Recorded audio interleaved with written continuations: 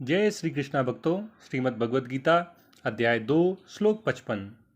श्री भगवान उवाच प्रजहाति यदा कामान् सर्वान् पार्थ मनोगतान् आत्मन्येवात्मना तुष्टः स्थित प्रज्ञस्तदोच्यते।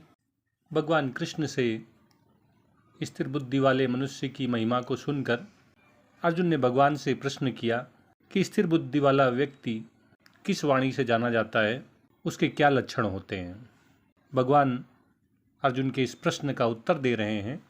भगवान बोले कि हे अर्जुन, जो मनुष्य अपने मन में उठने वाली सभी इच्छाओं का, कामनाओं का, वासनाओं का पूरी तरह से त्याग कर देता है, उनसे मुक्त हो जाता है और अपने आप से अपने आप में स्थित रहता है, अर्थात आत्मस्वरूप में स्थित हो जाता है, वह स्थित प्रज्ञ कहलाता है।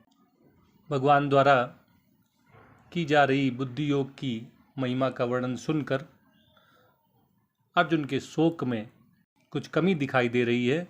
उसके मन में स्थिर बुद्धि वाले व्यक्ति की महिमा का वर्णन सुनकर उत्सुकता उत्पन्न हुई है और इस तरह उसके शोक से, मोह से, विषाद से बाहर आने का एक रास्ता खुल गया है।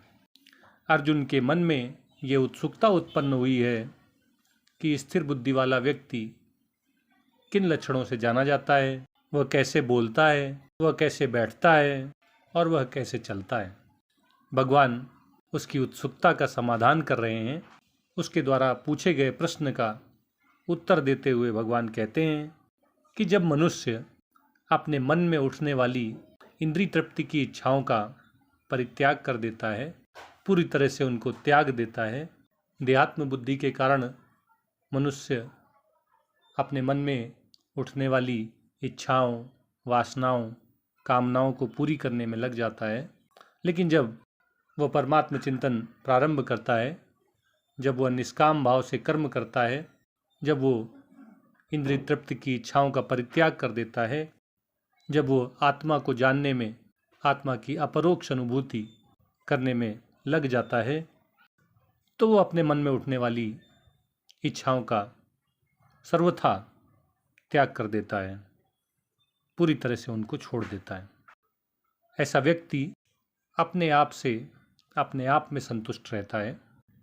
इसका अर्थ है कि वह अपने मन, अपने बुद्धि, अपनी इंद्रियों का प्रयोग अपनी आत्मा को जानने में, आत्मा की अपरोक्ष अनुभूति करने में, भगवान की भक्ति करने में, निष्काम भाव से कर्म करने में व्यस्त कर देता है, लगा देता है। इसलिए उसका मन, उसकी बुद्धि आत्मा में ही स्थिर हो जाती हैं, विचलित नहीं होती हैं, उनका भटकाव बंद हो जाता है। ऐसे व्यक्ति को स्थित प्रज्ञ कहा जाता है, समभाव वाली बुद्धि से युक्त कहा जाता है, स्थिर बुद्धि वाला कहा जाता है।